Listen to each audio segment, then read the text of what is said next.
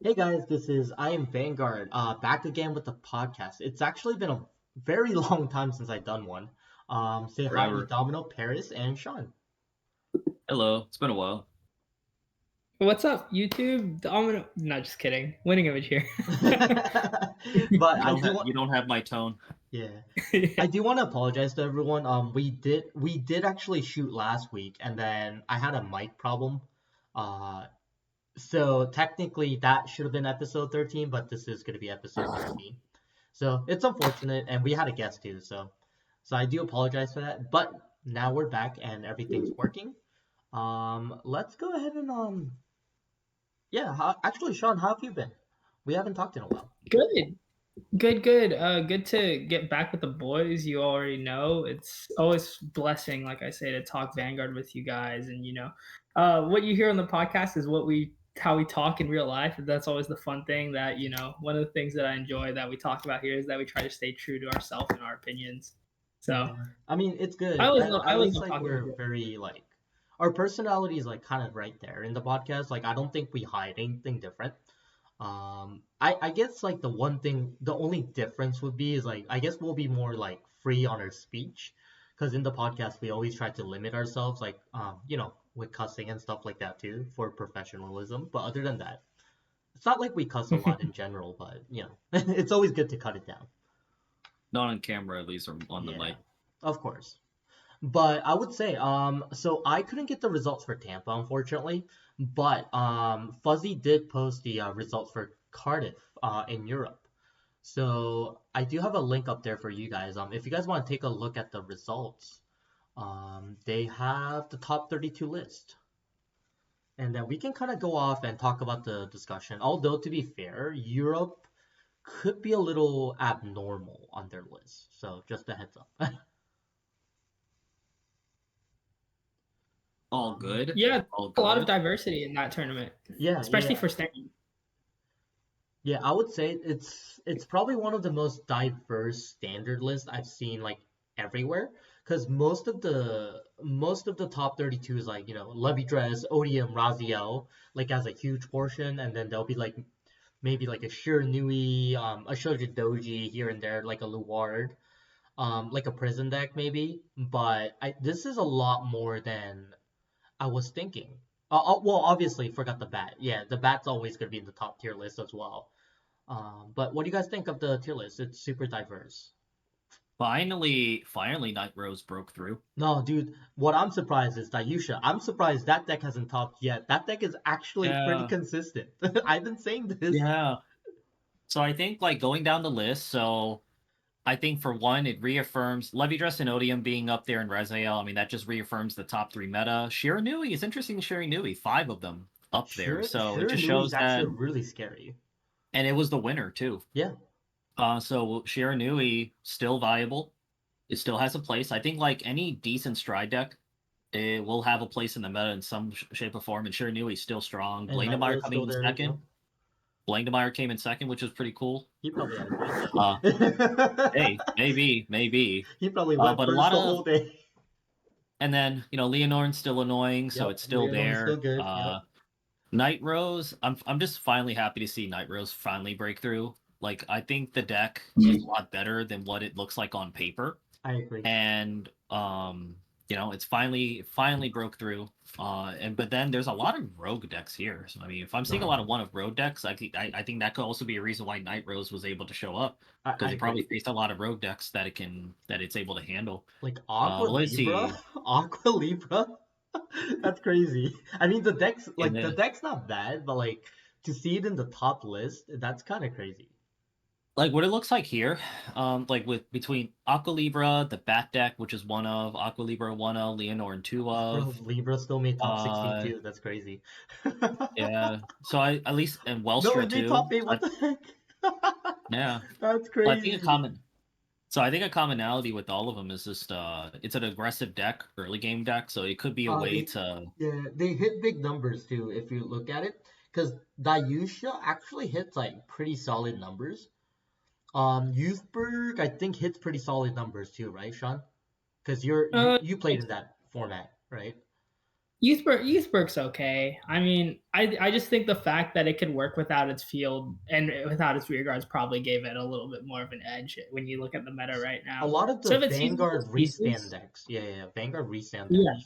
And then, So if it's using its yeah. pieces, it'll do well. And Aqua Libra is the deck that might not get affected by Levy Dress too hard, because the numbers are so big that even like if they're gonna be at like 60, 70K, you go Levy Dress, they're still hitting for like 60 to 50K. So that's still like 315K cards. Well, you have to get the idea is that you have to get the jump on Levy Dress early on. Yep. Because if you let Levy Dress stabilize like after turn 4, like it's pretty much over. That's pretty much, especially in my experience when I play Levy Dress against any other rogue deck. So that seems to be the common theme with a lot of these like rogue decks, you could say. But really, like some of these decks, like Dayusha, I know you and I, David, we talked about how Yeah, Dayusha. Dayusha is really good. I I'm thought, like not I, understanding why you can't top with it. yeah, well, it's just Dayusha is a deck that can just lose to itself because you That's do true. rely on Persona. You do rely on the Persona ride, to kind of stay consistent. Yeah. But if you give it a window, it could maybe take advantage of it. Aqua Libra kind of same thing, but Aqua Libra obviously is a bit of a glass cannon as well, Youthberg, and I'm a little surprised personally. Because Youthberg should be I have no super idea what it is. outdated. Youthberg is basically like Vanguard centric deck. Yeah, Yeah, It, well, if you, it's it gets the it's the Overlord of Keter. well, if you look at this, so the top 32, like we said, has 6 Levy Dress. Top 16, half of the Levy Dress were knocked out, and then going into top 8, only 1 Levy Dress remained, That's and that Levy Dress crazy. came in 4th place. So it could show that, hey, maybe that strategy of early game aggression, not being so rear guard reliant, or being so powerful with your rear guard power early on can definitely overwhelm the Levy Dress or put you in a good position against them. Bling Divine So and too. depending it on worked Bling out. Divine was second place. That's crazy. Yeah. And but that depending means on that what ODM variant of won against Levy Dress, which is possible, but it's really hard to have ODM win against Levy Dress. It's possible, Mhm. it's just possible, but not highly probable.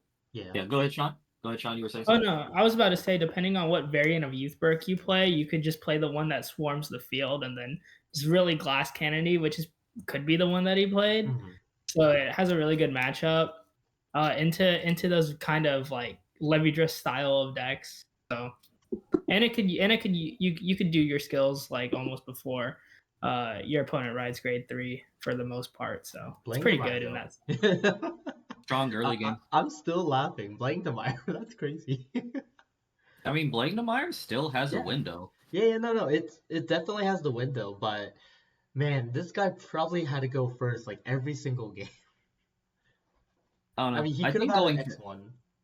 I think going first is a little bit overrated with Blakemeyer. Like Well, it is against like like decks I like Levy Dress though. preferably when you are going for like preferably yes, like you do want to go first with Blakemeyer, but it's not always the worst thing in the world Yeah, because you get that for extra Blake. card. So Getting that extra card, sometimes you get that extra card and to think about it too, because your opponent goes to grade 3 first.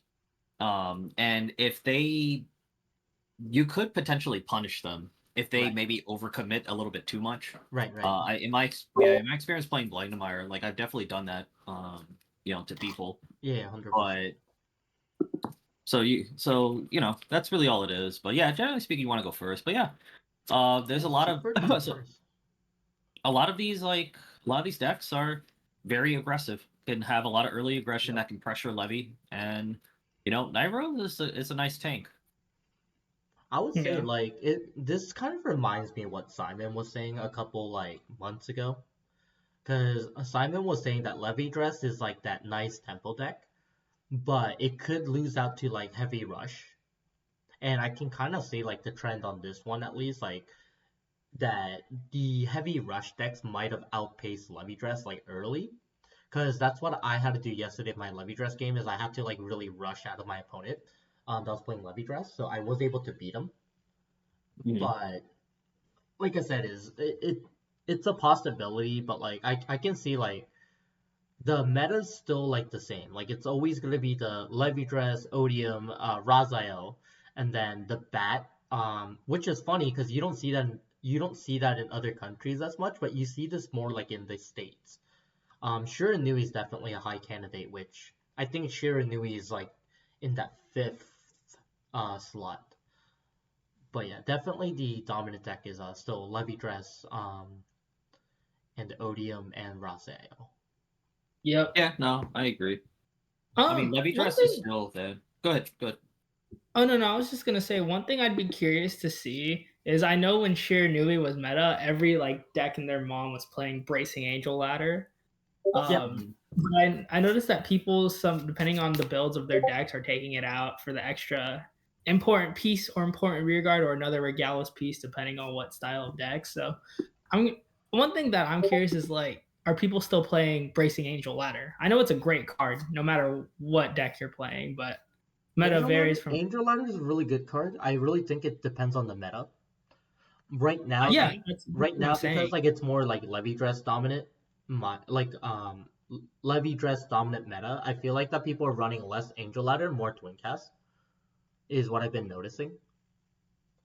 Twin Cast, I think, is like now the go-to choice. As far as because I think for a lot of the established decks, they don't necessarily have to rely on the Regalis piece as much. So when you're not relying on your Regalis piece as much, for something in particular, you kind of just go for something that's just overall beneficial in all stages. So Twin Cast is like the go-to deck now.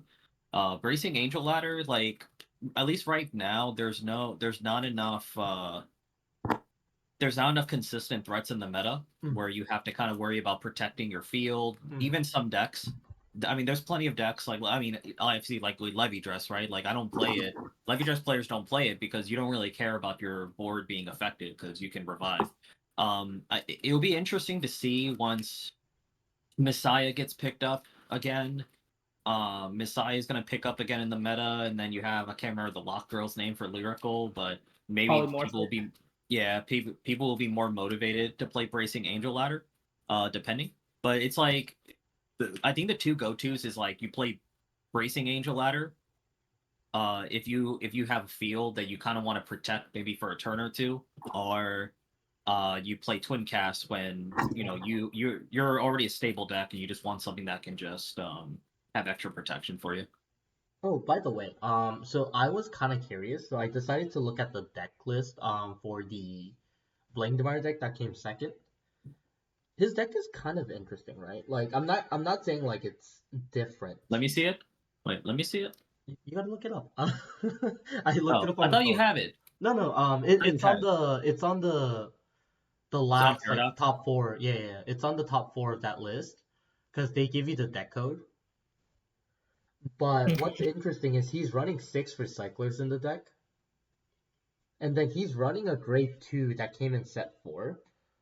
Basically, what that grade 2 does is it nullifies like any type of cards that go in the Guardian Circle. Oh, that's nuts! Like their auto abilities. Yeah. So how about Consequence Dragon? Yeah. So I actually think like the more I think about it, right? This card can actually low-key be interesting in some situations. Like I can see like how this would work. So if Flame Devourer is like hitting for big numbers, right? And like let's say one column you had your Zamoog and Bedrock column, and then the other column you'll have this and the Bedrock column.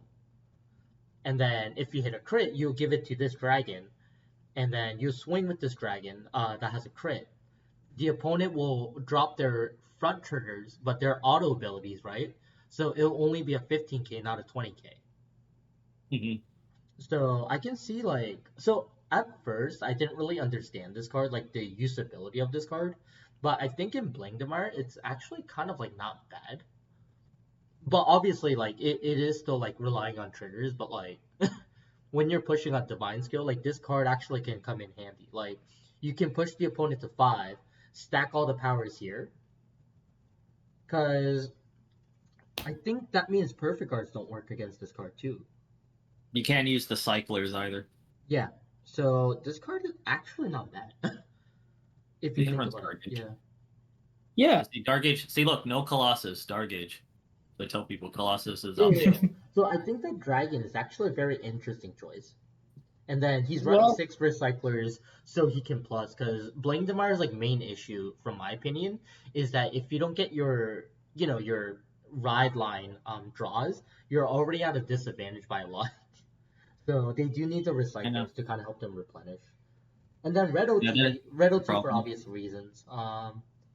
Honestly, Red OT on that the consequence dragon is kind of nuts if you think about it, because they can't even perfect art against it. Nope. That's crazy. That card is actually very funny. Okay. Yeah, yeah. I well, mean, okay. on there. There are some choices that he made. Okay. Yeah, I was so But curious. yeah, In this meta for Blank Card actually, Top, I just thought it was a little interesting. So no, for sure. Well, another like not I guess sexy pick for the format that topped this weekend was Avantgarda in Indonesia. I don't know if y'all saw that. That was actually insane. I don't no, I remember what that actually group didn't, is.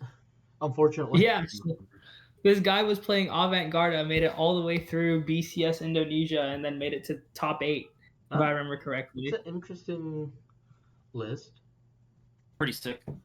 Yeah, that is pretty sick. So I think that now that the set for Levy Dress and ODM and Raziel has been out for a little bit, more people are just playing what they're used to, and a lot of players in this game are pretty dedicated to what they're playing, so they're figuring it out. So it's just cool to see more decks kind of be represented, Yeah, yeah, at least in 100% my sure. opinion. Yeah. Yeah, because Then now that the meta's like settled in, I think now people are kind of people are figuring like out way to like play understanding. around certain decks, and they're like running their own decks again to kind of figure out, Mhm. okay, my deck can actually potentially win against this matchup, so let's try this deck out. Kind of thing is like what I'm kind of seeing. Yeah, no, I agree. And then one underrated deck that I always see in the top list, always, is Prison. Prison is one of those decks where like if you face someone who doesn't understand, because Prison is a deck where it immediately shifts the way your opponent plays. So Right. it pushes your opponent out of their comfort zone, and they can't necessarily play as simple, as easy as they want to. Right, right. So, um, and it's very easy to misplay against it, because basically with Prison, when you face Prison, like there's two things to it. One, you have to constantly try to dump out the prison, break everyone out of prison, and try to leave them at 0 to force them to really try to overextend to get their magic numbers. But most importantly, when it comes to your prison, I think what I because I witnessed this from a lot of players, they try to throw their trash into the prison, which I don't think it's correct. No, you What want you to put really want your to key do, pieces into good it stuff, so you can call it out. is especially pieces that has on place ability. I remember when I played it against it with Levy Dress, like my on fall, it's on place, so I let them imprison my on fall, and then I just bring it back for a Yep. counterblast and then another card that I would have used a counterblast anyway to bring it back, Right, right. and then I just dump everything out. Um, but yeah, prison can like I remember our friend Evan from New York. Skill check. I, yeah, no, he said I mean, it really was like this. He said it best. He was like, "Look, I'm gonna be a skill check for everyone. I'm gonna pass, ride, pass. No counterblast for you, and no counterblast for you, and I'm gonna imprison your stuff and see what you do." Yeah, I mean, it's prison it really is that skill check. it's really like it's one of those decks that just like it kind of like figures out like how good you are as a player. So I think Prison is like a very nice deck for a lot of people to play. Personally, I think it's a Yeah. good People off. investment. Like I think it's a good investment. Yeah, I mean, catches people off guard. I mean, it's fun. I mean, I did put it together at one point myself, but just end up selling it to a local friend, who really needed a Well, deck. he's not local anymore, but Well, former local friend, yeah. but yeah. But Prison's even getting some more support cards Yeah. in next set 7. So it's still gonna have things going for it. Oh, and Sean actually sent us the list, the deck that made top 8 in Indonesia. So that deck, right? Hmm. That deck is it's basically Overlord Brandgate. Wait, tell it's Avantgarda, just for the people following along. That Avantgarda deck. Uh-huh. Yeah, yeah, yeah. So Avantgarde. yeah, basically it's like an Overlord and Brandgate. I had to deal with it, but as long as like you read the skills very carefully, you're gonna notice like there's a flaw in this deck. which Yeah. is Yeah, You yeah, like gotta we're you gotta waiting. not let it hit. Like you Yeah, gotta not don't let let the it hit. Vanguard hit, because that's like the main thing, like how this deck keeps going. Hmm. So Yeah, but they it's have they have ways to get around that and play through. And the way the guy built it, he plays a lot of cards that break even +1, even if you are thinning your yeah, deck of orders. like Or it he's even replenishes a checking lot in of the card back. Hmm. yeah, and he's even checking the Dragon Tree card, which basically says when you play something, you counter +1, check top 5, call something. So he's just building his board that way. So I assume he built it in a way that, like, in best of one increases your chance of hitting a trigger. Right, right. Um, one card Probably here, he one probably card knew there. his local area matchup too, because you gotta remember, like, also, like, for these decks to like do well, right? You usually would know, like, for them this is like their local players, right? Like they should know that, oh well, I know this guy, he's really good, he's gonna most likely bring this deck, because I'm assuming the good players always communicate with each other, so he probably had a counter to whatever decks that they were playing, so this was probably a very ideal choice for him. Sure, and But it's like the I don't think the link on this type of decks would never work, especially in the States, at least, like my opinion. Like at a higher regional level, I don't think it'll work. Hey, we'll believe it when we see it. No, 100%. But I just think, like, once again, like these type of decks, like I think it's fun and all, like, to play against it. But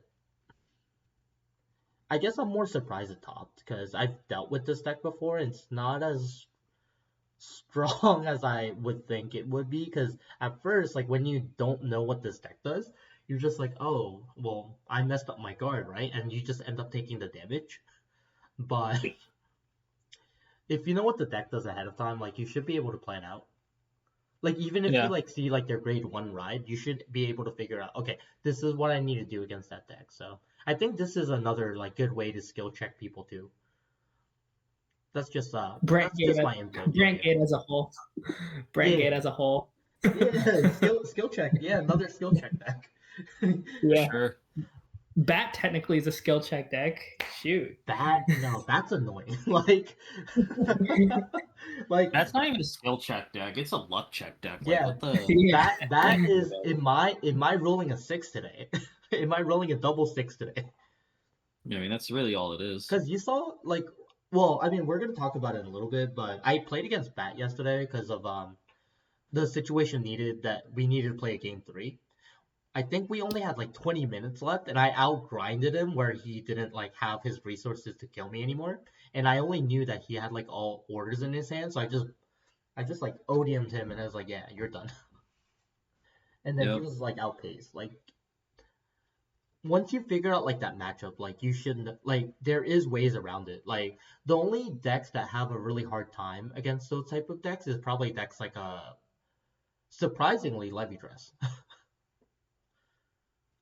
Because they Yeah, I do mean, go off a little early, and there's a Levy reason Dress does need a why setup. Yeah. there's a reason why it existed. It's like base. It's like back in the day with Tier Zero Gear Chronicle. Grade One Rush actually became a big thing. So Mhm. that's the old because when you look at a top tier deck, you just look at what window do you have as an opportunity to beat them, and it's always and of course it was what's it called? Before they ride grade 3. Yeah, it's just before then. In a way, it's kind of like their um, turn four Mhm.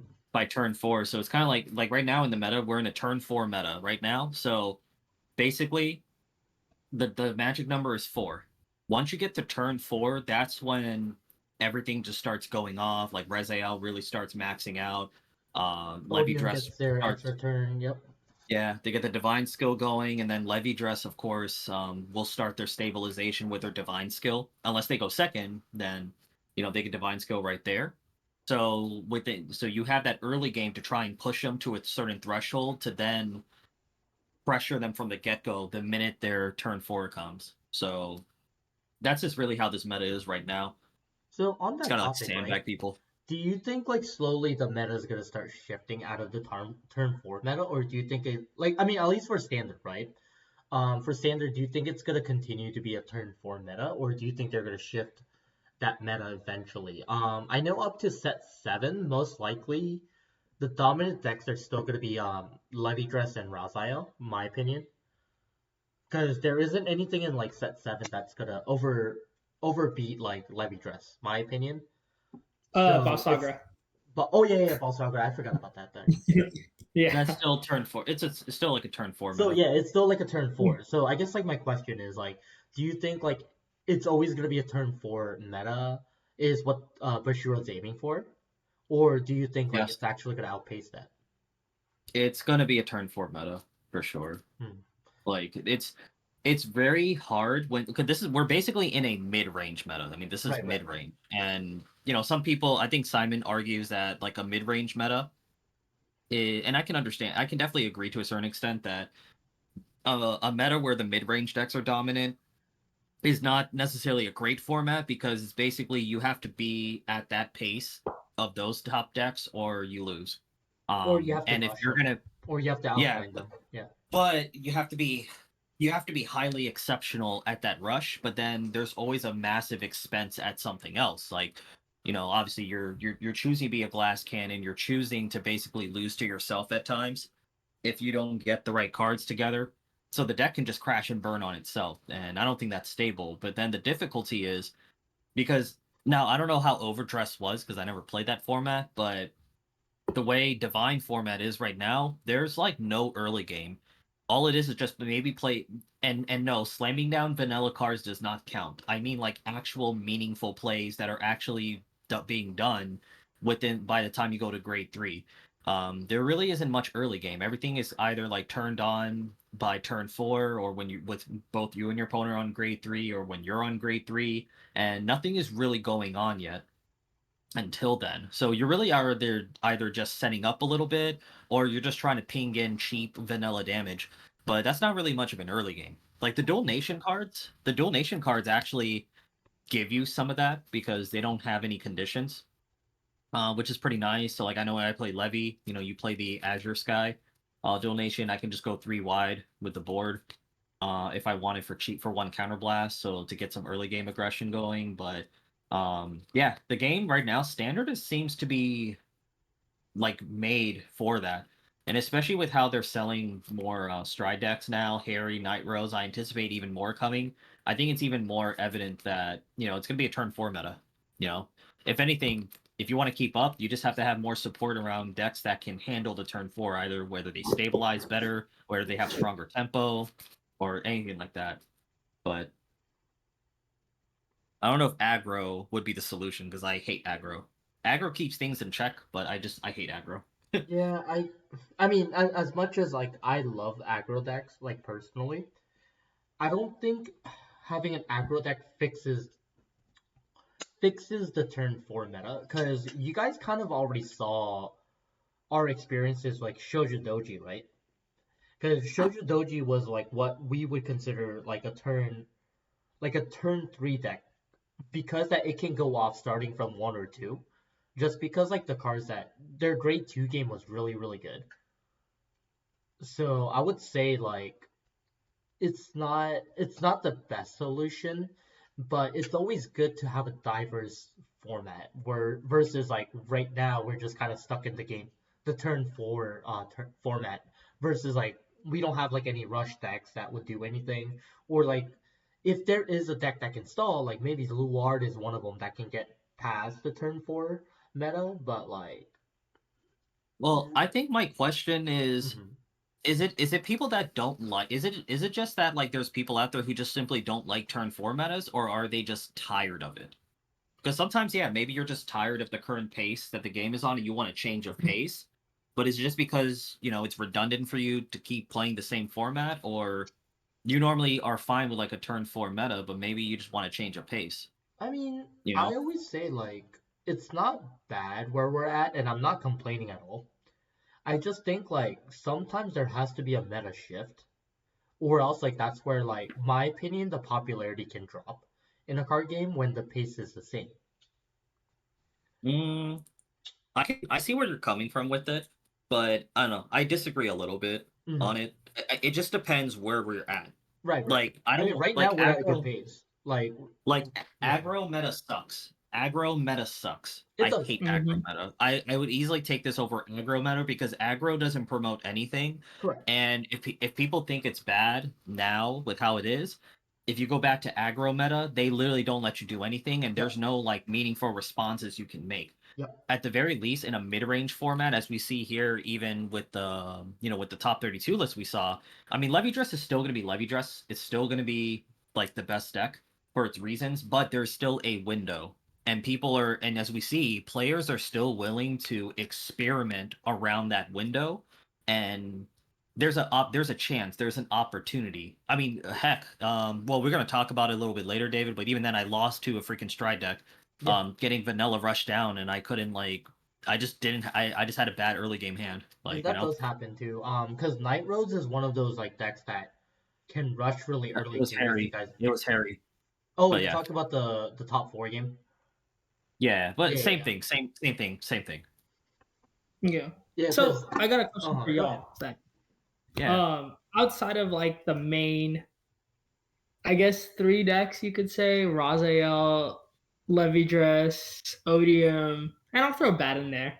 If you were to play one of these like underrated decks to a tournament, what would you pick? I'm going Aqua Libra just because of recursion, maintaining advantage, yada yada, and rush. So I Uh, want to hear what y'all have to let say. me. Yeah, David, go ahead, go first. Let me look over the list Um, again because there's so many one-ups. oh It's well, like you're not talking well about like out of the ones that we saw, or just in general. in this In list general, I mean, or in this I list. think I Yeah. still think I Aqua would Libra I is the would personally pick Leonon, okay. just I love that deck. because I think like one deck that can like really outpace other decks is a rush deck, and I think Leonon has that token rush that is really devastating. So I think Leonon is like one of those decks that can really like push really hard. Yeah, and Rosarium Fairy is such a broken card. I've always Rosarian said. Fairy is such a broken card. Like I've been playing Leonon on Deer Days. That deck is too busted. Like I have no fun playing it against like NPCs. Yeah, I have to I can't purposely play wait. a I purposely have to play a bad deck just so I can have entertainment. Like I can't wait for that deck to get support again. You yeah, have no Leonon. idea. I think Leonon is gonna be another broken deck coming back because I feel like all the stuff in the deck set is gonna be good. Is like Well, my thought process. they announced it already, so No, and no, you I get get it, but I'm just saying that there's gonna be future supports for it. So they're gonna release the deck set, and then they're gonna have some like nice stuff to support it to make it good. Is my thought process like especially like decks like the Drolled, like yeah where it takes like what turn 5 to actually go off turn 4, turn 5. yeah So it's slower in the meta. So they're probably gonna have to figure out like to come up with a new Droll card to make sure like it or like something that can ride up to make it a little quicker for the meta because if not like it's gonna be another slow deck and there's no point of playing it. But and the same thing with Leonon is I'm pretty sure they're gonna come up with another grade 3 that you can ride as a what do you call the well dress or overdress or whatever you call unison it. Yeah, dress. unison dress. Like I'm pretty sure there's gonna be a new unison dress boss card that's gonna come out is my thought process. Man, that's hard to top Vivace, man. No, I mean I'm just kind of seeing the overall like flow, right? I feel Yeah, like that totally. this is the newest thing that they're trying, and from what I've seen before, is when they announce these trial decks, right? The main character trial decks, like the Youthberg, the Leonons, and the Jadrilled at the time. Those decks get really good support, like maybe 2, 3 sets after, and they're like the best deck in the format, is what I've noticed in the previous overdress what they did. So I'm assuming it's gonna be the same thing with the deck sets. That's fair. Most likely. That's Yeah, completely most fair. likely. Yeah, Anyway, sorry. I just That was like a little off topic. What about you, Gabe? I yeah. mean, it should be. So, what I always used to say is the lower tier, quote unquote, your deck is, the more cheese that you have to kind of have.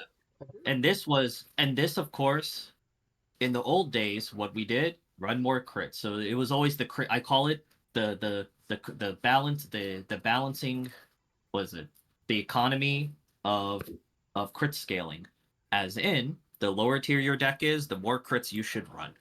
So it's simple as that. Because you can cheese, because it gives you more opportunity to cheese at some of these higher tier decks. So obviously, Blandemeyer is going to be my weapon of choice. Yep. Because for one, like I said, you could like Cheese removal. things. You can cheese with the divine skill. Your opponent, it forces your opponent to like. I always liked decks that when your opponent sees and knows what you're playing, they immediately have to make adjustments to their own gameplay Yep. to compensate for it. So against like Levy Dress, right? Like now Levy Dress still will beat Blandemeyer most of the time, but as the Levy Dress player myself, if I see that, I can't necessarily do some early game plays safely, such as calling down my Foxhole early to boost, so you can't like one card guard me. I have to be very mindful on what I leave on board if I have to potentially bind it because I'm not going to see it again. So I have to have replacements or even draw into them. And then, of course, I have to deal with the divine skill. So I have to make sure I prepare for that as well. And I see people do some weird shit with their perfect cards. So it is a deck. It is a one-shot cannon. So you have to. So as a Blankmar player, obviously, you only have like one shot, as Eminem says. But you have to here. But Blankmeyer can just cheese straight out. And as I say, like really with a lot of these decks that you see in top 32, if you just take variance and bricking out the window, right? Just let's just assume that these decks are allowed to play at their very best game by game. Would you say for all these decks on this top 32 list here for Cardiff, if you imagine all these decks being able to be at their very, very best, throw variance out the window, don't you think that they could be competitive with any other deck? Yeah. Yeah. Yeah. And any yeah, of those decks in the list is going to be competitive if they can hit their best, correct? yeah, like if you high roll or just Yeah. if you just paint like the ideal scenario, as the respective player on what you'd want, I think like if they're allowed to go off and they can game by game, they have a good opportunity. Yeah, like So Varga's in that list, and Varga, if it goes well, like that deck is actually really scary. yeah, but obviously, what holds them back on a consistency basis is, well, like I just said, consistency. You just have to be consistent. There's a few factors you have to kind of rely on a little bit, but that's pretty much how I'm viewing it. Yep. So if I'm going to go with something that's more underrated, I'm going to go with something that can either force my opponent to adjust their game strategy and not allow them to be comfortable on their end, and or something that I know can like secure a game for me if the game allows me that window of opportunity and I can kind of like cheese them. Yep. No, I think that's fair. I just love the fact that like all three of us like picked a different deck. If we didn't like play the top tier deck, like what we would play, and we both like all. Well, I don't know about Sean because he hasn't said anything much, but me and Gabe definitely had like different ideas of how to approach the meta, like with the decks that we selected. Mm-hmm. I just picked Yeah. Aqua because it looks cool and it can win games and it's less than $50. I mean that's kind of valid actually. Spending Yeah. less than Vanguard. And actually speaking of, so you guys already know, I'm on the progress of well, I already picked up the Razio deck. I'm just waiting for it to ship out. But man, it is so expensive. I It sold is. my whole collection to get a core. Yep. That's crazy. But on that topic, this game gets more and more ridiculous in price. Trust me. Yeah, Buff Sagra is my favorite deck of all time in Overdress, dude, and I'm like, I don't think I can afford it now. yeah. Unfortunately, I think you missed a window. Because No, there was a I have. window where it was kind of like shown that the character is gonna come out. The price was still relatively low, and people were selling their stuff at a lower price. But then, like as soon as like that episode came out, like it just skyrocketed. No, Yeah, I you have the gotta deck, outpace David, it. minus two Veilords. Oh, Well, that's the Yeah, whole deck. yeah, yeah. I know, and I'm like, Jesus. I mean, you can pick it up if you really believe it's good. Uh, I'll just spend the money for Buff Sagra on Moongate. There I'm you not gonna go. lie, Moongate. So depending how well they print the commons, right? The bird, the 16 of in the deck, Caw. Kaka. that deck is probably gonna be the cheapest deck in Vanguard, my opinion. Because you don't run Yeah. staples, right? Because you're what? So you run four perfect guards, including Sanctitude and 16 triggers, right? So that's 20 space out of 50. And then you're running 16 birds. You're running four of the wolves, so that's like 40 already. And then you run three of your main grade three. You run Persona. four of yeah, three of your personas, four of the orders. So you technically have like three flex space. You play the backup grade 3 for it. Oh yeah, see, space taken. Yeah. So look, you don't spend anything except for the triggers and perfect guards separately. Everything else is in that set. It's gonna be the cheapest deck in the format. Can't wait to just replace all my back cards with Moongate cards. I actually might There just pick up we go. Wingate if it's actually relatively cheap, because all you need is triggers and the perfect cards. Hey, cheap decks are good. I mean, that's No, part of the fun too. Like picking out a deck doesn't always have to be about I have to play what I think is the best deck. No, Within my budget, you could always pick something that you think that you'll enjoy the most, and you're willing, and you just embrace the journey of trying to be competitive with the deck. And some people really enjoy that. listen, I have a plan. The reason why I picked up Razan, obviously, like we're preparing for BSF, but I have a second reason. Is if they do actually announce Ultimile,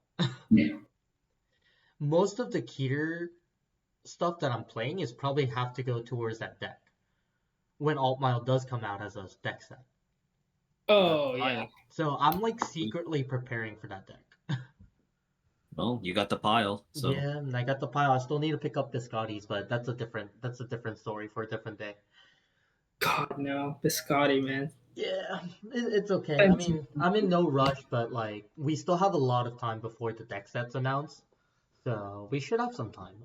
So I'm not like too worried, but I don't want to go off too much. So we actually Sean, so I don't know if you know, but we actually had the Valentine's Duo Cup yesterday at our locals. Cute. We had a max capacity of 32 players at that store, and the not store 32 players, 32 or sorry, teams. 32 teams, and the store can only afford to hold 60 players max. So Damn. there was two teams that was sitting. One was sitting on the floor. The other was playing on the counter. That sucks. Yeah, after like two rounds though, like some people start dropping, so we had enough tables.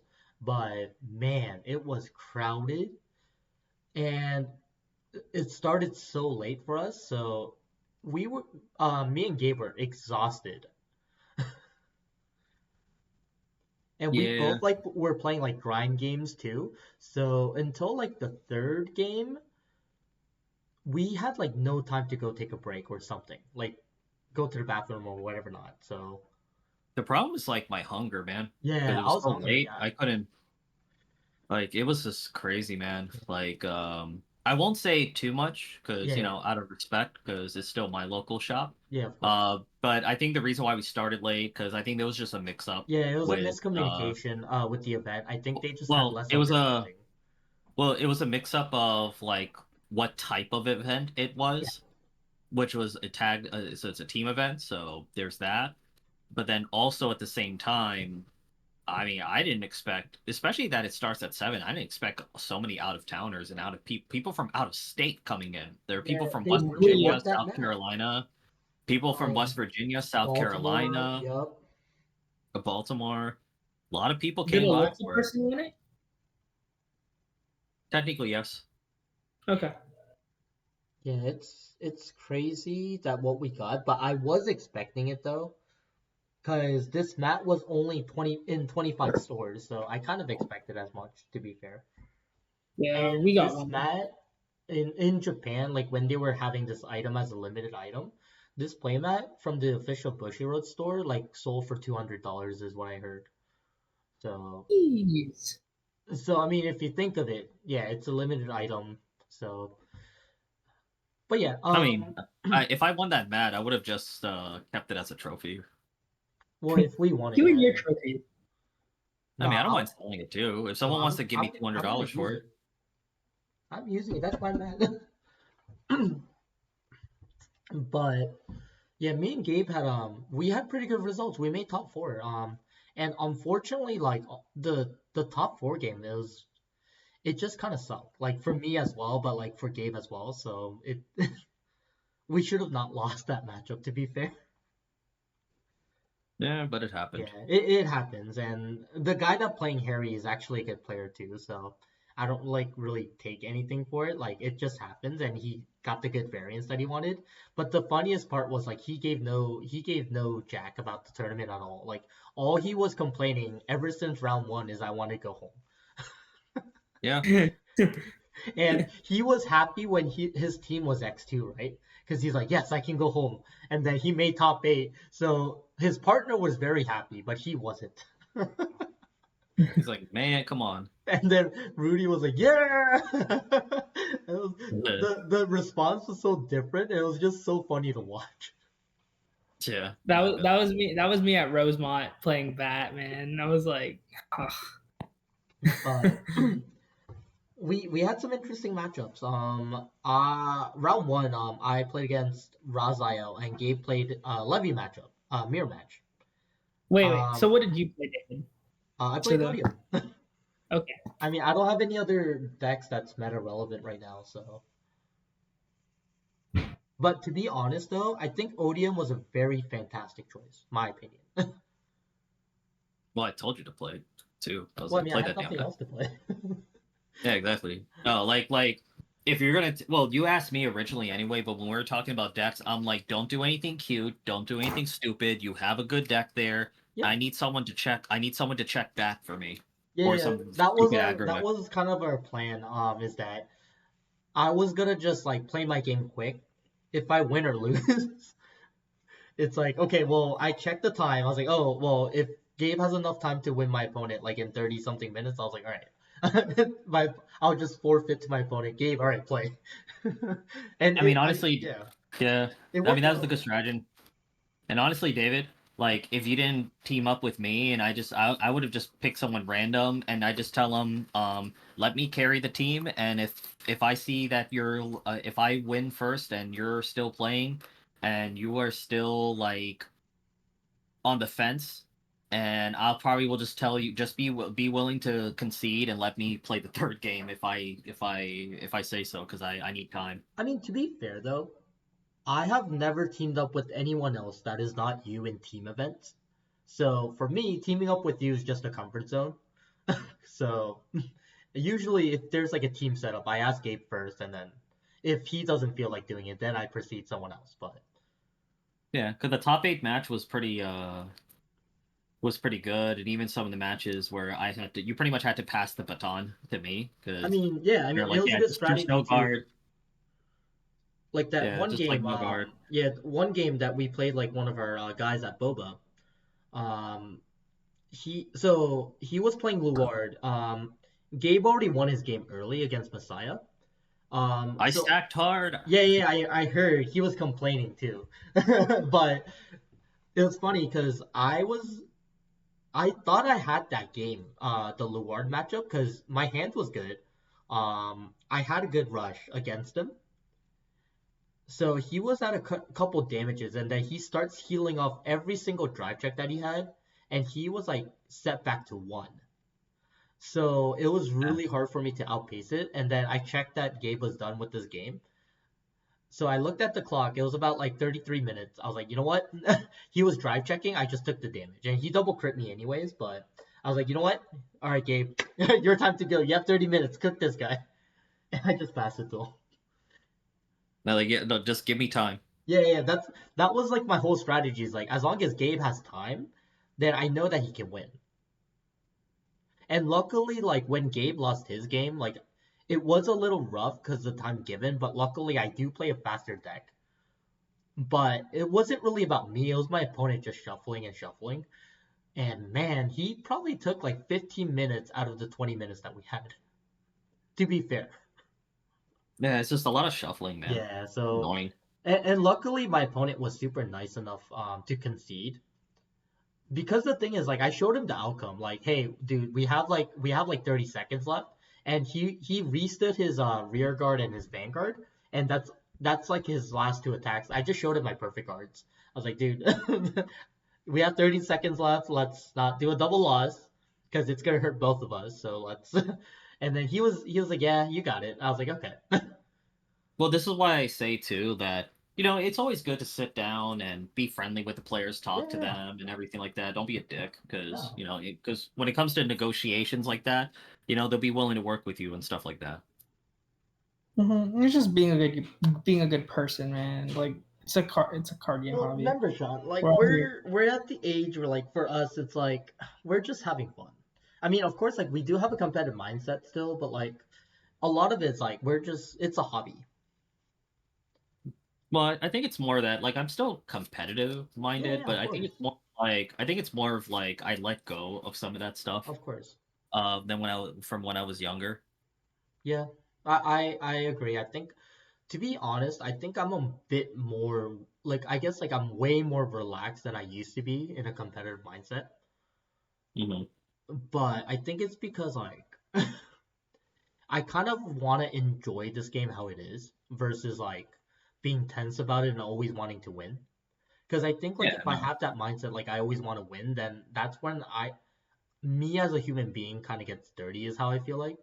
If if you know what I mean, like then you're always tempted to do things like you don't want to do, or you end up having a bad attitude and stuff like that, which I don't want to be. And I think I, yeah, and I think that's yeah. why like I kind of let a lot of it go. Even though I still get like more upset when I lose in basketball versus Vanguard, which is ironic, but Well, I think more importantly, it does take a toll on you, it does. of your enjoyment. It's like, Exactly. it's like when I mentioned with sports. Yeah. Uh, I used to be at one point where like my favorite sports team, it's like they have to win the entire championship or the season is like a disappointment and I'm mad as a fan. Yeah. But then after time, I kind of like let go of that Yeah, thought. man. It's stressful. Like I still want them to win. Well, it's just like I kind of it robs me of just my ability to enjoy something. Yeah. So, like, obviously, like, yeah, like, if I lose, it's disappointed if I'll be disappointed if I lose, especially if it's like, in a regional or something, but you kind of just let it go, Plus, if you stress too it, much, you get your hair starts balding too, so you don't want to stress too much in life. yeah, well, I don't have that problem, but it's more of like, yeah, I don't have that problem, but I think it's just the key thing, is I think over time, because especially, David, like you and I, even Sean too, Yeah. he's technically, although we're older than him, he technically has played Vanguard just as long as we do. Yeah, he is. And we played, hyper sweaty competitive, other card games. I used to play poker semi-professionally, guess you could say. And once you understand how to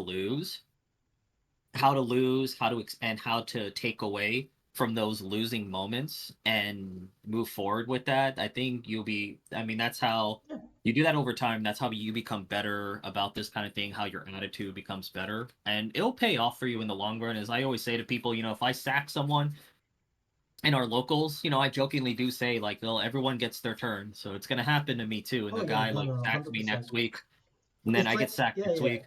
It's like that one shop qualifiers I had is I won the Swiss round, and then the guy just gets me back in the final top cut, which really mattered, and I was like, I knew this was gonna happen. Yeah. So I mean, yeah, it's what it is.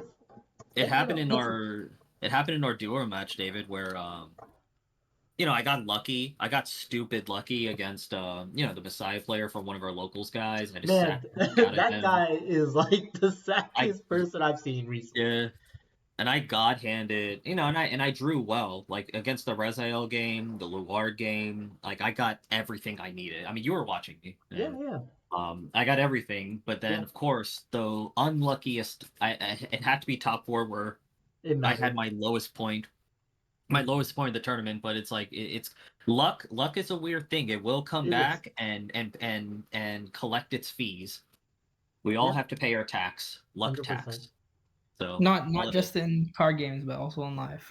I mean, to Yep, be in fair life. with you, I mean, I didn't really get like unlucky throughout the whole day. I think my luck was pretty average throughout the day, to be honest. But the one luckiest thing I would say is like my game against our teammate Leah. I met like Mhm, I probably mentioned a lot in the podcast, but it was funny because we got paired and we're like all teammates, right? mhm. I mean, she said that I didn't sack her, but I completely sacked her. Like I purposely did take a lot of damage, and I didn't see a lot of triggers too. So I knew I was gonna hit at least like one heal trigger out of the way, but I think I end up hitting all four heals throughout the game. And the last drive check, it was a crit heal, and she gave me two to pass.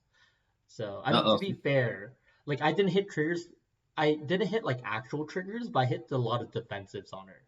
So, to be fair, I think it was like more like that was probably the one game I was really lucky throughout the day. And one thing I did notice, I don't know if you guys like kind of believe in this logic, but you know like how when certain like you up certain rarities and then just keep everything common, you will see those cards more. Mhm. So I lowered rarity in my my Odium deck, and then the only thing I have high foiled is the Distorted Banes. So I've been seeing Distorted Banes in my hand every single game, as well as the Recyclers, because those are the two cards that are high rarity. So I've never had to use the Average Wrestler throughout the whole tournament. That is pretty wild. Yeah, that I was might have to try crazy. that with my Leonor deck. It's all foiled. Yeah, see, that was crazy when I just drew into my Banes and my Recyclers throughout the whole tournament. I only run 5 Recyclers, and I usually see at least like average of 2. So, Sick. yeah, that was like my whole day, and I'm not complaining. And that's why if someone sacks me, I can't complain too much. Even though like it was all these games like I lost due to sack, it's because they were so close to the game because I won and then they healed out of it. But I cannot complain because I had a very good day with that deck, and that was more of the luck I needed at regionals, to be honest.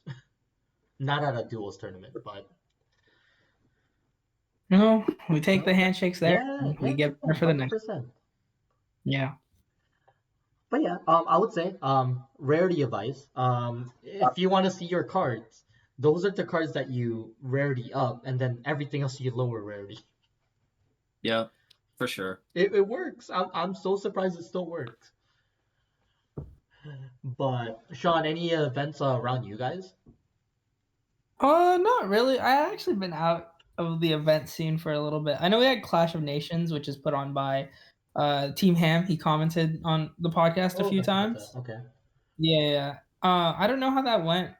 Fortunately, it didn't go because it was actually like 30 degrees here in Houston and like That's big. raining. Yeah, whatever that means. Uh, in Texas, but just been chilling, testing premium. I really like that format right now. Once you Mm-hmm. get out of like the top 2 or 3 decks, it's actually super fun to see what Yeah, people yeah, yeah. cook up. I think like if it's not the best decks in the format in premium, everything under it is actually really fun to play, is what I've noticed. Like I think if you're not like playing crest decks, it actually makes the game a little bit more fun to play. Imagine if they banned crests. Ooh, I'm not gonna not me. lie, I actually Not me think that'll putting ideas be up there. no, I mean I think that'll be a super good call for the meta, but once again, Bushiroad's You never can't do gonna that. make that call. No way. Not after people spend all those money, all Yeah, the they money need to buying those sell set those sets. crest decks. Like they need to sell it. I But think it's gonna be choice restrict every history collection stride with every crest if they do something like that. honestly, if they can choice restrict something, I think they should choice restrict the what do you call the grade 2 that searches. If they can cut that down, then that means they only have they only have 4 cards out of the 50 that can do it. So No, interesting take I haven't heard yet. That's a good one. yeah, because the Really? grade 2 searches for the pieces, right? Yeah. So if that grade 2 is not there, they only have 4 cards that they can use to search it. It's kind of like how Odium they need the average wrestlers as an extra card to play their Banes. Yeah. So it's just increasing their chances, which I think in premium it's kind of dangerous, especially with crest decks where you can go drop a grade 2 for free, and if you know if I don't choose to use it, I can just put it back to my hand. Like Yeah. I just think that card's actually kind of ridiculous, my opinion. Even though it's like a shop promo and they're like purposely like actually, you know what? I think they were probably planning the crest decks from the start. Because when they were printing this, like they knew that these were gonna be used. Not thinking about it. Yeah. Oh, Yeah, I think they need to make a choice restriction between that or like, running the crest.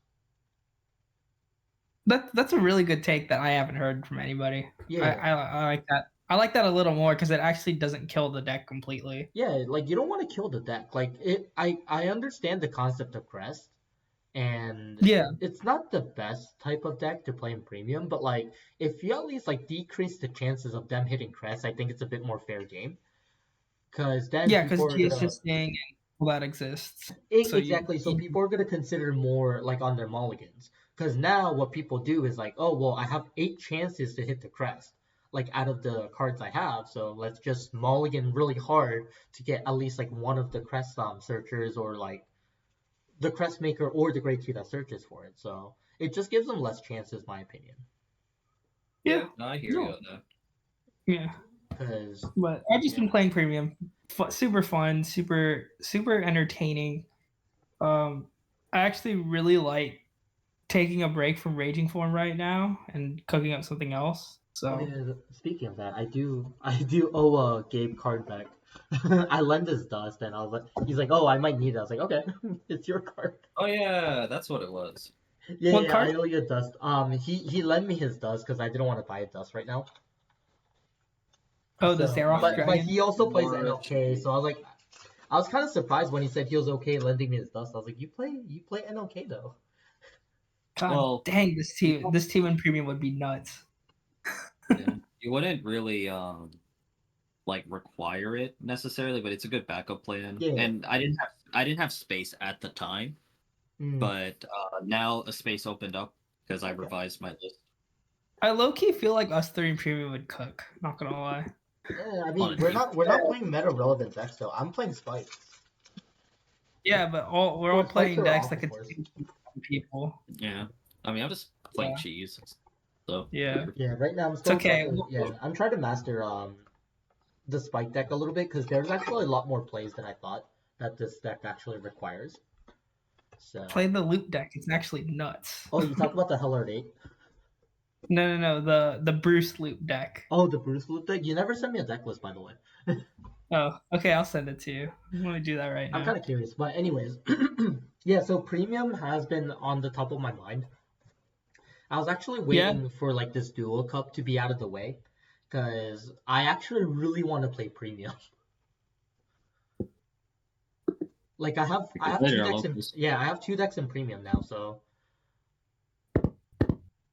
I actually been testing like at home by myself, like since I have 2 Premium decks. So I've just been putting Aquaforce and Spikes and just playing it, but it's not really fun because it's like whoever goes first wins. Yeah, that's 'Cause- kind of the idea. yeah. Although to be fair, I would say Aquaforce is actually a bit more consistent in my opinion than Spikes, because I think Spikes require more pieces in hand. Aquaforce you just draw into everything is what I noticed. hmm So Yeah, Aquaforce is a little bit more easier to play. yeah, I can agree with that. I'm actually surprised, like, because I think Spikes actually requires a lot more skills than you think, but like it's also very ballsy too, because the amount of cards in your hand is like not that much. So, Yeah, but I really It'll like be it but though. last game. Spikes could also operate without a hand. Yeah, So exactly. So I actually thought like it's still like a really solid deck. So yeah, premium, I'm gonna play a bit more once. Well, we're done with the dual cup, so there's like no events right now. So I'm probably gonna like if I show up to like locals, I'll probably be playing premium more. Gabe, so you said you're done with your NLK now? For the most part, there's just a few pieces I'm And you can waiting always on cross getting. it too, yeah. I mean, it's just like stuff I probably will barely use, but it's just I want it in my back pocket just in Mhm. case. So yeah, I that's would simple. say, before we end up, because it's only been an hour, so we still have a few minutes. I would say, are you guys in like so? Did you guys know that in the BSF, right, the team tournaments, day two, it's either Lyrical Cup or Premium. So I thought it was both events, but it's not. Yep, and it sucks. I mean, I'll be Yeah. honest. I really, really, really don't want to play in the Lyrical Cup if possible, but I would only be forced to play if like our location, like let's say like it's in Philly again, and they only have Lyrical as a choice, then yeah, I would have to play it because it's like our local tournament, right? But anything else, I would just go to Premium to be honest.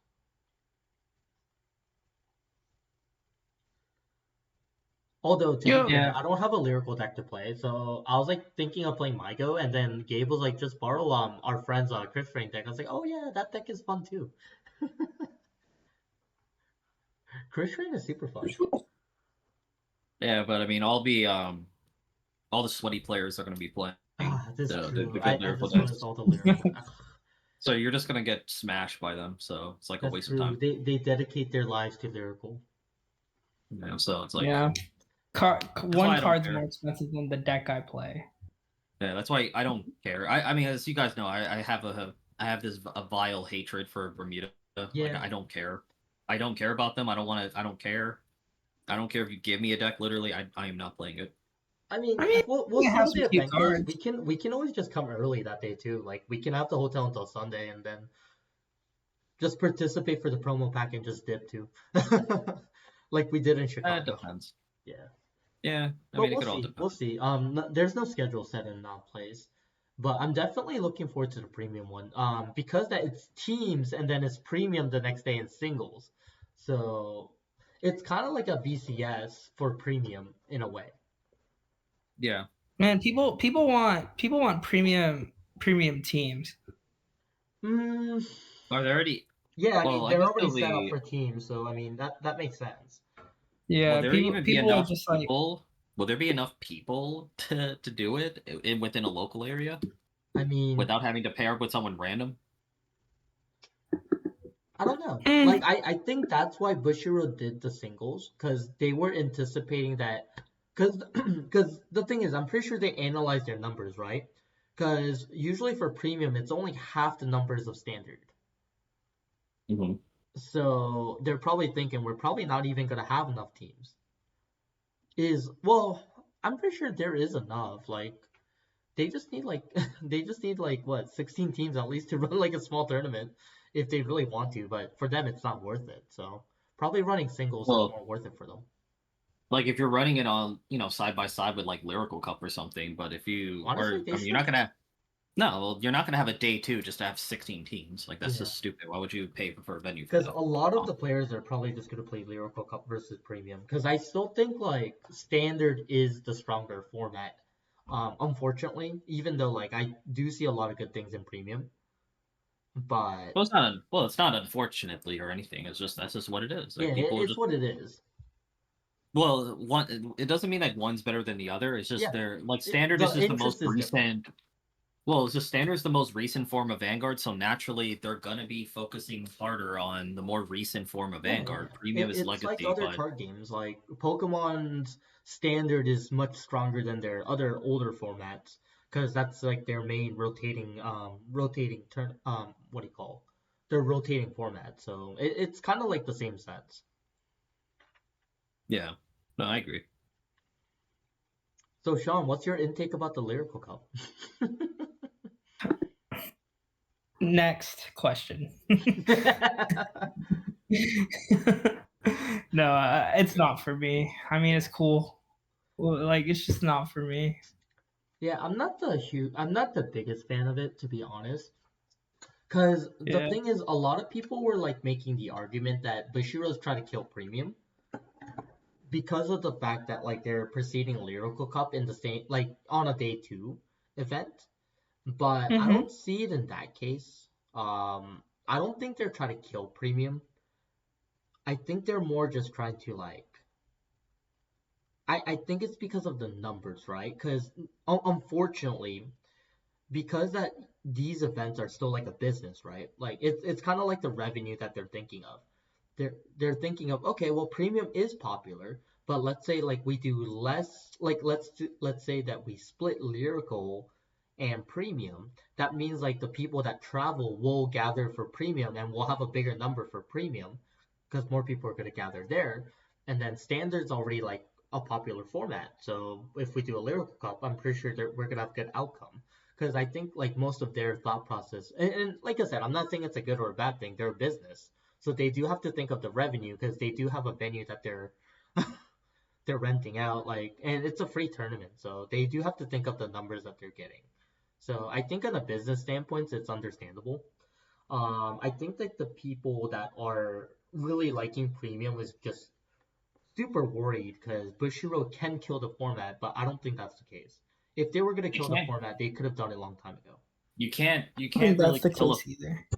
You Go can't ahead, really Gabe. kill a. Well, you can't really kill a format that involves everything.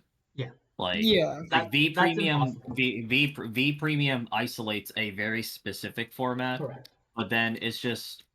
But you can easily just say, okay, we're just not going to worry about a format that is only specific to this like legacy set. Instead, let's just focus. Instead, here's a format with everything, and you don't really have to regulate it or Right. anything like that. Now, obviously, there's ban lists and balancing. That's really where the because like when it comes to supporting premium, I don't think it's just the case like that. People think that premium is going to get killed by Bushiroad. I just think that it's going to be. I think the concern is more that Bushiroad will just ignore premium, not insert any like interesting sets like they did with History Collection to kind of reinvigorate the format, nor would they look into maybe try to make some stabilize the format a little bit. Because right now crest decks are running all over the place, and some people think it's ruining the format. I mean, crest decks are pretty crazy, like It is. honestly. So it's very top heavy right now. So I think there's some balancing and stabilization that needs to be done. But it's like me and Simon even talk about it on our own. Like when premium's brought up, it's just Mhm. that, it's just not being closely regulated and it's kind of like being put to the side. And naturally, legacy format will never die in any card game because, Yeah, I mean, it has unless the everything. card game is, well, it involves everything. Like you don't have to, there's no oversight, there's no like overlooking or there's no managing anything. It's just like you use whatever cards you want. Yeah, Just you don't get energy generators, no energy, no ride deck. That's it.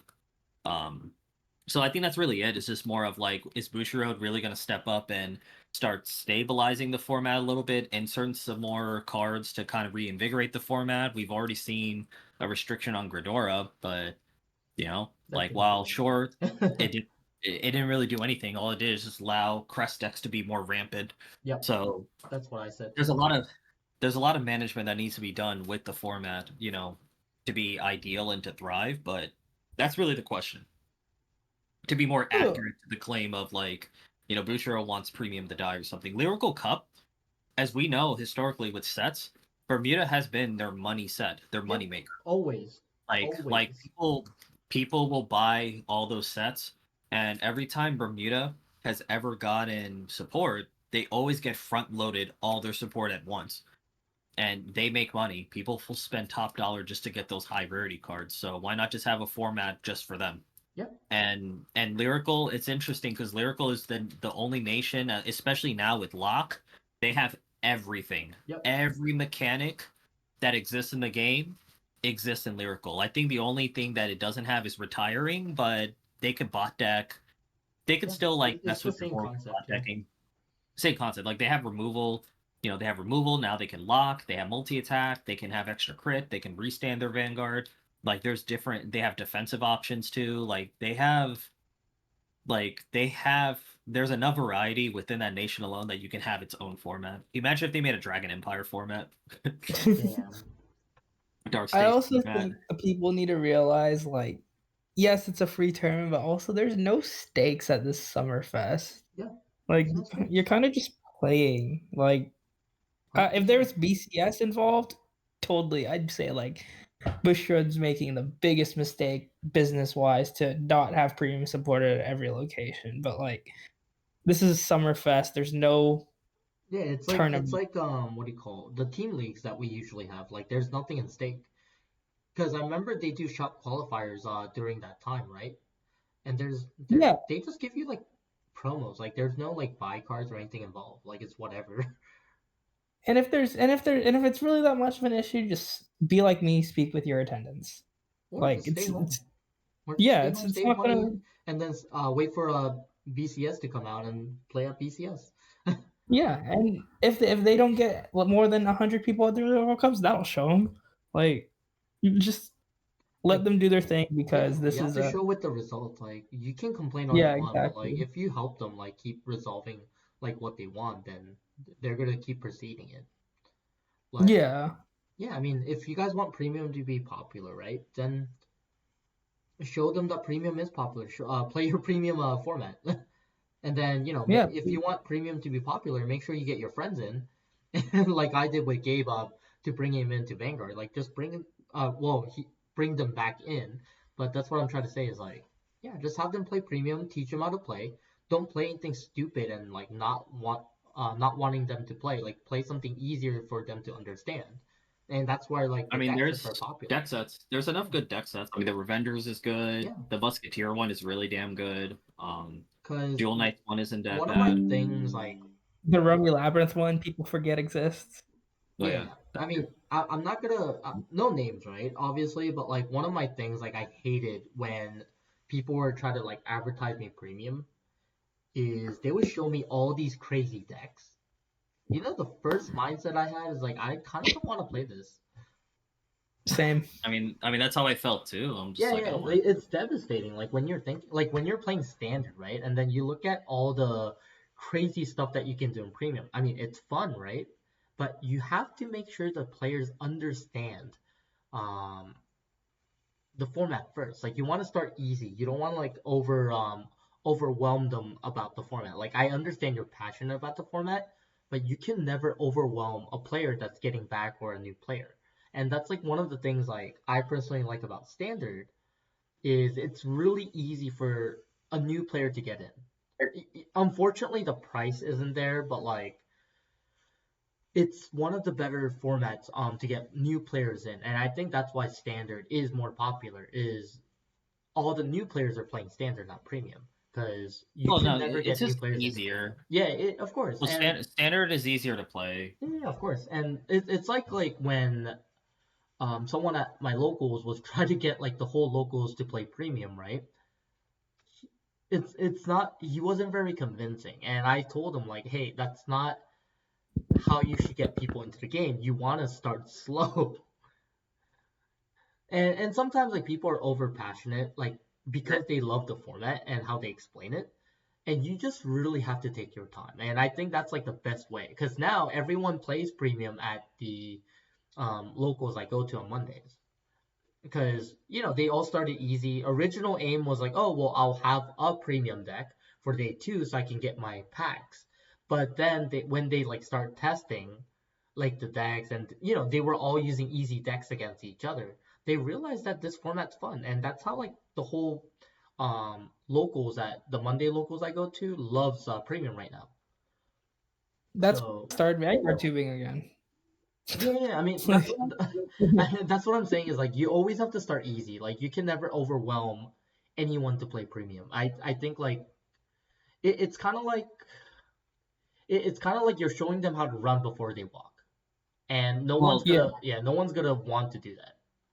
the idea with standard is that it teaches you the basic fundamentals of Vanguard. It's easy to get into, but then when people start getting bored because of how redundant standard gets, they want some more refresh variety, but still stay within the realm of the game. That's where you can show them premium and show them to what's because as we talked about like all the time, and I'm probably going to make a video on my own channel, like giving my own personal viewpoints on premium versus standard. Not to start a civil war or anything, but Yeah, standard is just basically you letting the game come to you, apply basic fundamentals while focusing on piloting your deck to its core winning strategy, and you're just more focused on positioning your deck and letting and kind of letting the cards fall where they place, because you can't really control the outcome as much. Variance tends to have a much more impact on that. But then, with premium, you as the player have more control over the outcomes. There's a lot more micro decision making that you have to make that can be very impactful, and it feels very empowering in its own right too. So I think it's a really good opposite to standard, so that it just gives you a refreshed feeling of the game, and it's really a way to, like I said, have players stay within the realm of the game without having, because like sometimes when that's usually what happens, like people get bored of a game the way it is and then they go to play another game. Yep. Well, no, I don't want you to go to another game. Stay within Vanguard, but let me show you a different way to play Vanguard that's feels different but still feels familiar at the same time. It's like, well, we didn't get the podcast because of the recording, but I compared it like cars, where standard is kind of like driving an automatic transmission. All you have to focus on is braking, pressing the gas pedal, and steering. Like the car pretty much does everything else for you. But then manual, you actually have to learn about how gears work. You have to learn how to use the third pedal, the clutch pedal, how to shift gears, how to heel toe shift, rev match, and how to be very more involved in everything. And all of a sudden, I remember when I learned how to drive an automatic transmission for the first time, and I sat in a manual learning. I was like, holy crap! It's like I don't know how to drive anymore. I had to learn something new. It's the same thing, when you take someone from standard, put them in premium, all of a sudden it's like, wow, I feel like I'm playing a new game, but it still kind of feels familiar. So it doesn't feel as daunting for them as if they have to learn a fresh, brand new game. But at the same time, it's kind of exciting because it's like, wow, this is kind of new, but I feel like I can do this, right? Because they've already had their feet wet, as David said, Yeah. with standard. So like with premium, you really have to promote it to people, but you have to kind of like hold them under your wing, hold players under your wing, and really you know, show them like what premium has to offer, and give them some more empowerment as the player. Because especially I think like when players get tired of standard and some of the luck base that it has, or they're just tired of the format, or maybe they're just bored of the decks they have, go buy a deck set of something, and Yep. here's what you need. Deck sets like really perfect. Like I really wish they do more deck sets for like different clans as well. I think Yeah, it's a price very good, wise, yeah, I think it's a very good entry point. yeah, for sure. And price wise, I mean, like it's still, obviously I'm not the bearer of like, what's considered cheap or not, but comparatively, to get a deck that's pretty decent, I mean, it's not too crazy unless you go for a crest deck. Crest decks, I mean, you already have to spend $200 on the crest makers itself. But if you just want something else that you think, that has some kind of viability, or at the very least has something that feels good for you to play, I mean, there's other cheaper options I like mean, sub 200 range. listen, I spend 200 on both of the decks I have. Yeah, sub 200. Well, funny enough, I said this months ago before, our Vanguard inflation hit in standard. But when I was getting back into the game like 6 months plus or so ago, I did say that it'll cost you maybe about sub $200 to get a decent deck. Now it's different. It's like 600. Yeah, well, Oh, okay, yeah. I 600 is a mean, little too much, but maybe like 4 or 500 to be honest. it depends how you invest in early. Like my levy dress cost, I think my levy dress in totality cost me like less than $200. Probably less. I think I spent like about 150 in total with my levy dress. Also helped in my tournament Mhm. winnings. They had some of the. Well, no, never mind. That was for something else. That was for Necro stuff. Because No, like but most of the also core, like the dual nation cards. Yeah, the dual nation is what really makes it expensive. But I got it early. there could also be a card that like people don't play in premium and you could make it work. That is way cheaper than you think, just because you have that expanded card pool that you don't have in Yeah. standard. Oh, for sure, for sure. And there's a Yeah. lot more open interactions that you can kind of work with, and a lot of times too. Like when I look at some cards in premium, like for example, my NLK deck for Dark Irregulars, there were some cards that I saw were pretty pricey. I'm like, why is it so much? And then It's because like when I look, stuff it's like for a Dust, matchup. yeah, matchups. I Well, mean, it's like common cards like Dust is also expensive. yeah, but it's like sometimes for situations you have it, or it's just because the card's so rare and you rarely use it. or it could be for a matchup thing, but Or they could just be like so sometimes happy. yeah, because sometimes like when you see people's lists, I mean, yeah, like you see an expensive card in there, but then you wonder like why are you playing it? And sometimes people just want a filler in there and they just happen to have it. So Yeah. it's like yeah, that's all it is. I think the only thing with premium that's a little bit intimidating, which is understandable, is you definitely it's daunting to come in and it's very intimidating. You really need someone who knows what they're doing to kind of help bring you in and teach I you agree. things. That's why our Sean should focus on premium and be that gateway for people. Yeah, you gotta be the ambassador. So every time I advertise premium on my channel, I'll just be, all right, guys, look up Winning Image. He tells you about premium. Look up his content. I got somewhere to Trust me, I'm I got somewhere to trying. like push away. I was like, I mean, I like playing premium, but like I don't know if I'm like good enough to explain it. So I'm just like, all right, Sean got this. And, And but learn that's not to premium. say I know everything. I'm still learning this format with Of you course, guys. and So I'm still learning too. Like, yeah. I mean, I What you think That think being we're said, I actually do know I you do think know we're how to actually make a good at the pretty game? damn good premium video. Yeah, there you go. I mean, to be That's all fair, that matters. you picked up Raging Form. You also picked up Nova Grapplers, right? Yeah. Yeah, Nova I Grapplers are will pretty say good. this though. I will say this though on that raging form topic. I Somebody mentioned this to me. They're like, Sean, you couldn't have picked like a better deck to make like a premium series of content with because like No, as your you deck want to do these rogue progresses, decks. That's the fun of it. yeah, it's a deck that's somewhat good you could win with, and as your deck gets better and you get back into the content, your videos and deck is only gonna get better. So that's People one love thing that I that too. appreciate about like how I'm learning the format and getting back into the whole Vanguard content thing. And you know what? People really enjoy that. Sometimes people don't want to listen. As funny as it sounds, people don't always necessarily want to listen to like an actual well-renowned world champion because taking their advice would either go over their heads or it's very intimidating because then now it's like they're kind of in an envious position of that person and think like I can never be at this person's level. But if you're kind of like following along with someone who's very articulate and very good at explaining where they currently are and they feel like they can relate to that person, maybe then they can kind of follow that journey and learn with you. I mean, Yeah. there's that too. And I think that's valuable. I mean, that's how it was with my channel. Like, I never claimed to be the best player in anything. I just like to demonstrate what and share what I really what's in my mind with the game and really share my brain rot overall. And so a lot of people followed it. A lot of people really enjoyed that. And so obviously some people took it as like you know like gospel, like whatever I said in there was gospel. Some people took it. Some people like to go there to criticize stuff, which is fine too. That's how we learn. That's how we learn together. So I always welcome that. So I think just doing something like that is great. And I think like especially in premium, having someone that people can kind of lean on and relate to and learn alongside you, I think is also valuable too. And I think that's what people need in premium. Because David, even the guys, who's learning premium, Mm. they were in a group.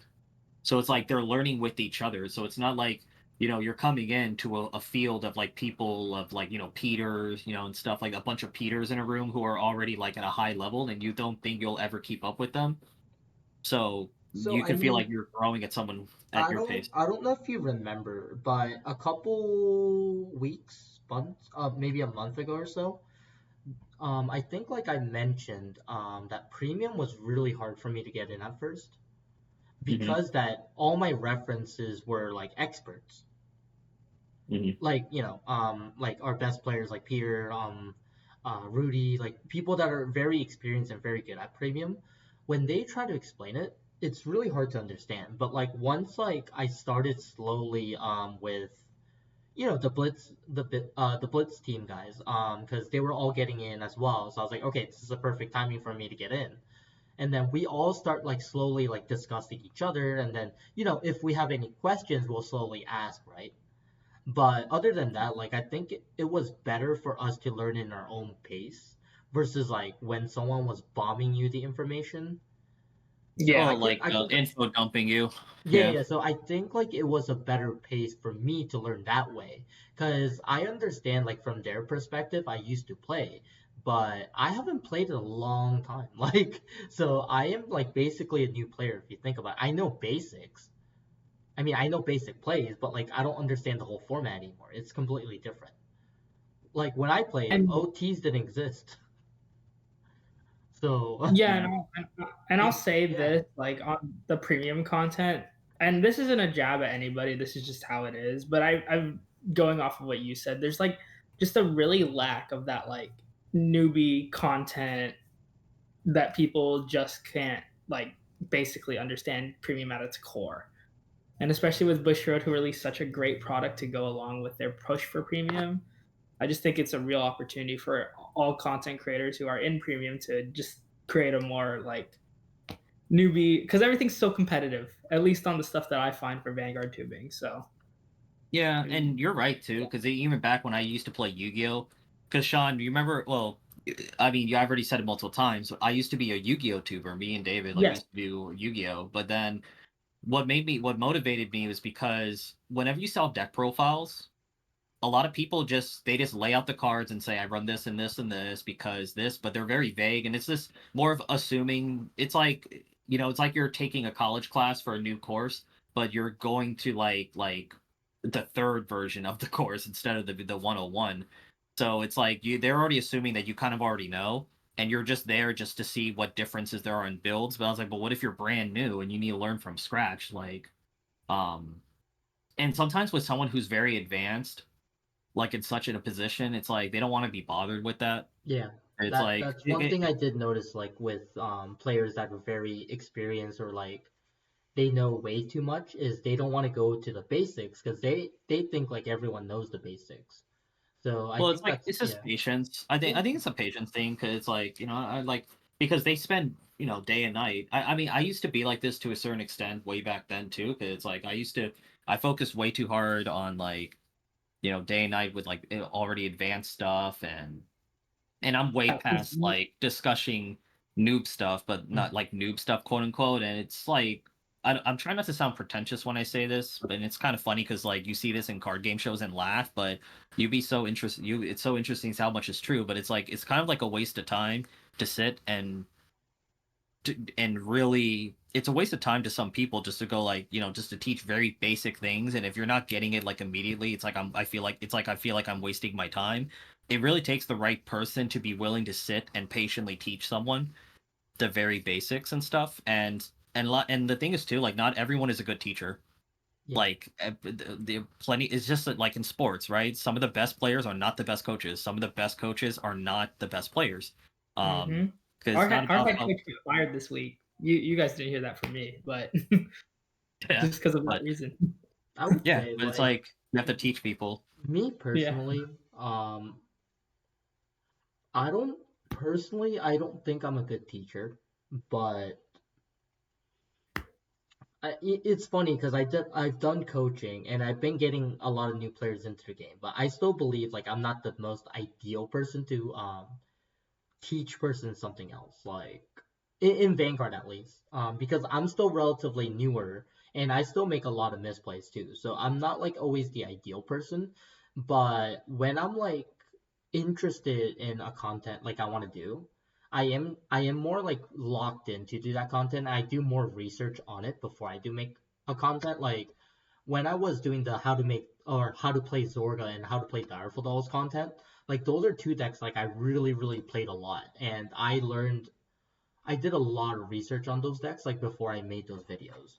Although, like I said, is the origin of that video was funny because I just made that video so I can show a Zorga player that was new in our area to learn how to play Zorga. So, because I was watching his game and I was like, no, don't. And then he was like, what do I mulligan? I was like, what do you mean, what a mulligan? And then I was kind of thinking about it, like, oh, well, I guess like if he's brand new, that makes sense. And then I kind of had to rethink about it. I was like, you know what?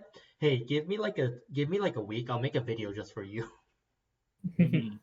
Yeah, it's So. good though. Yeah, no, I enjoy it. I think I might do one later on, but I don't really have a deck I'm like really interested in do right now. Um, Once I learn how to play Raziel, maybe that's a content I want to do. But Yeah, yeah. So I guess to kind of close it out, like what content do you guys have upcoming or I whatnot? did my top or I did my video for the duos. deck profile because I usually don't do deck profiles, but I wanted to do one just because I did make top 4 with Gabe in a duels cup.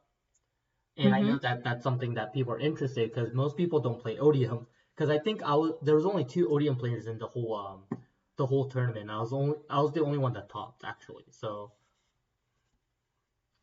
yeah, I did a deck profile, did a tournament report. I was like, and then but other than that, I'm trying to maintain podcast and do some streaming. Hopefully, I've just been very busy, so it's been really hard to do streaming recently. But I might do some tier day streaming, and then yeah, hopefully once I get my Raziel stuff and if I play enough, I might do some deck profiles or how to play Raziel or or just hop on Gabe's Gabe's content and do some matchups with him once I pick up a new deck for him to use as a guinea pig for his content. Because none of our group well, no one in like between me and Gabe, we didn't have a Keter deck, so Oh yeah, I'm gonna whore you out yeah, for and that. I am gonna pick up a Morta as well.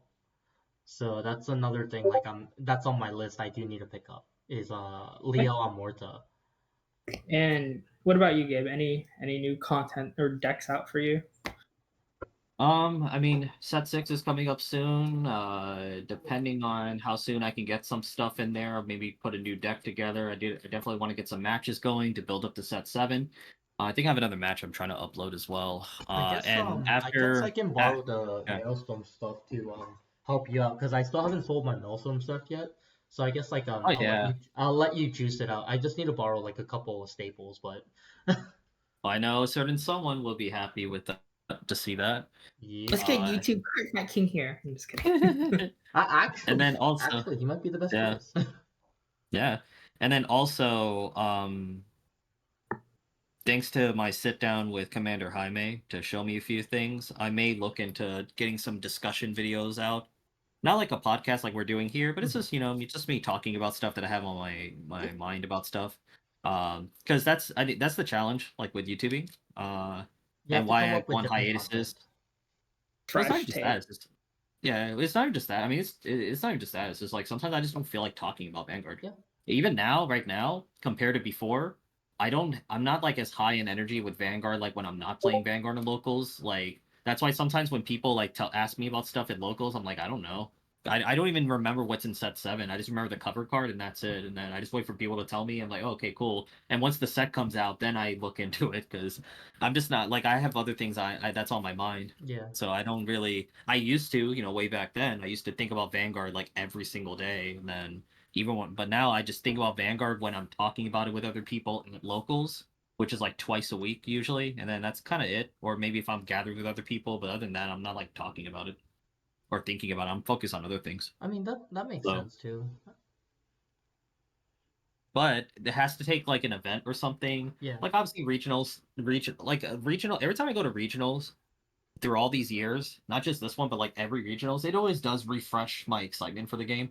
And I think, at a marketing standpoint, it works Yeah. because that's the point. Bushiro does take a loss running these events, but they do that just to reinvigorate the passion for people for Vanguard. Just interacting with new people and obviously getting a few wins just has that dopamine, that nice shot of dopamine in your head. And you just want more. So it's just it's exciting. It's exciting. But yeah, I'm gonna be looking at maybe just try to talk more about the game a little bit if I can about certain things for it. But yeah, that's it. What about you, Sean? What are you thinking?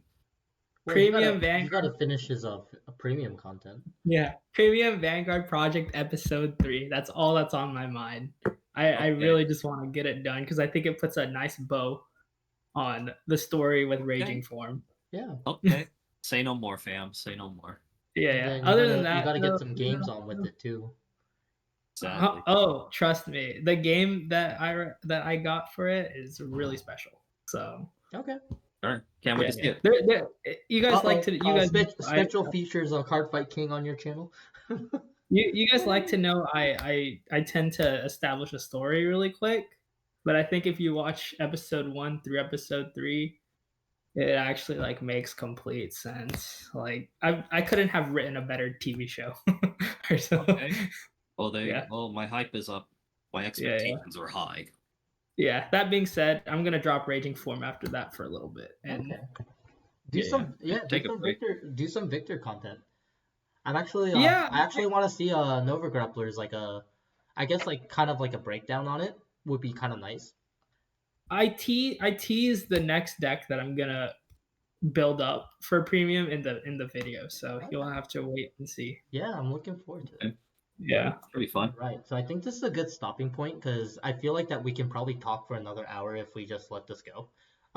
Yeah. I agree. I'll go ahead and I'll go do my basic shoutouts. Obviously, as you see on my image, JP Curtain Calls is actually sponsoring both of us, Domino, Paris, and myself.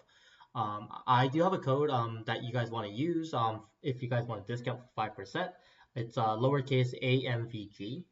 And then also special shout outs to Blue 52 Cafe, located in the Philippines.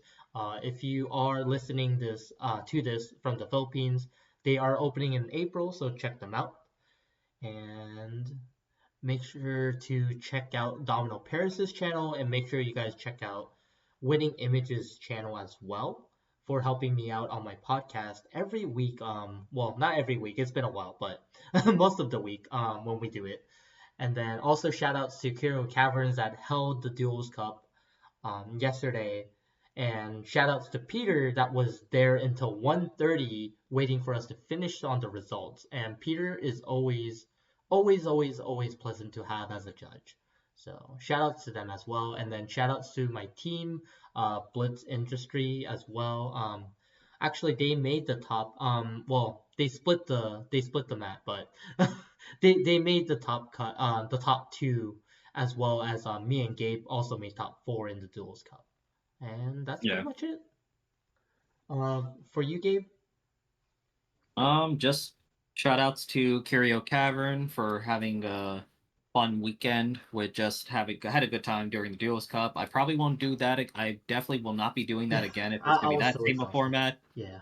It's just having to play fast and stuff. But look, everything given the circumstances, I think everything ran fine, ran great. Obviously shout outs to David for just being my teammate, and we did good.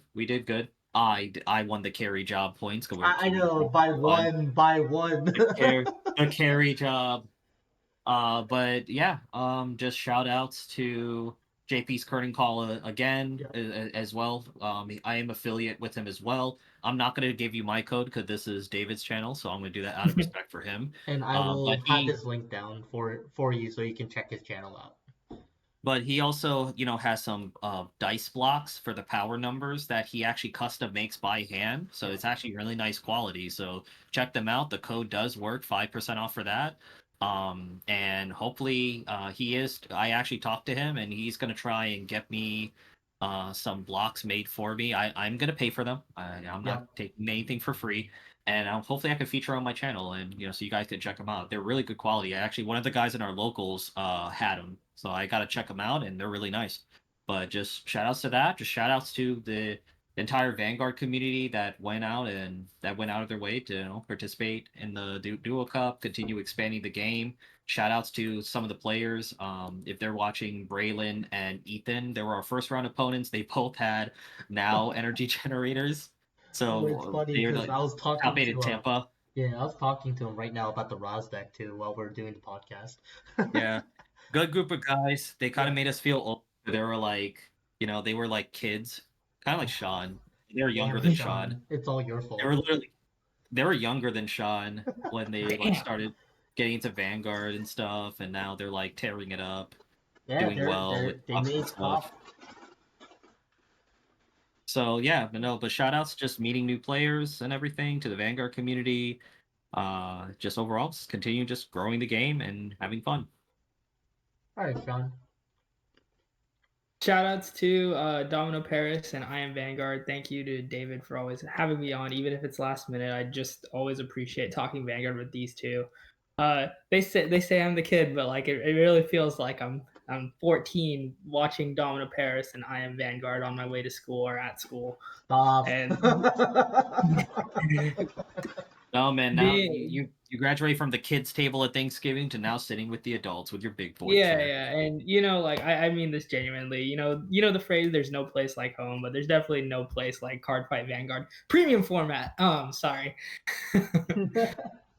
No, Jeez. but no, but also shouts to Commander Jaime and Team Ham for getting me back into the game. I don't have any of this if those two didn't really push me to really like just get back into the game. Yeah. Thanks to last week not working, there's no spoilers for episode 3. So I've had 2 people message me like, "Where's episode 3? How did you do?" And I'm like, "No spoilers, no spoilers." No So spoilers, bro. yeah, so you'll see it. It's good, I promise. I'm looking All forward to right. it, to be honest. So yeah, that's pretty much it. We will be back with a different topic next week. Hopefully, we can get the top 32 list from Tampa. And shout outs to Fuzzy, by the way, for actively Yeah. doing his best to post these results. So yeah, but that's No, pretty for much it. sure. We'll be back with a different topic next week. See you guys later. Later.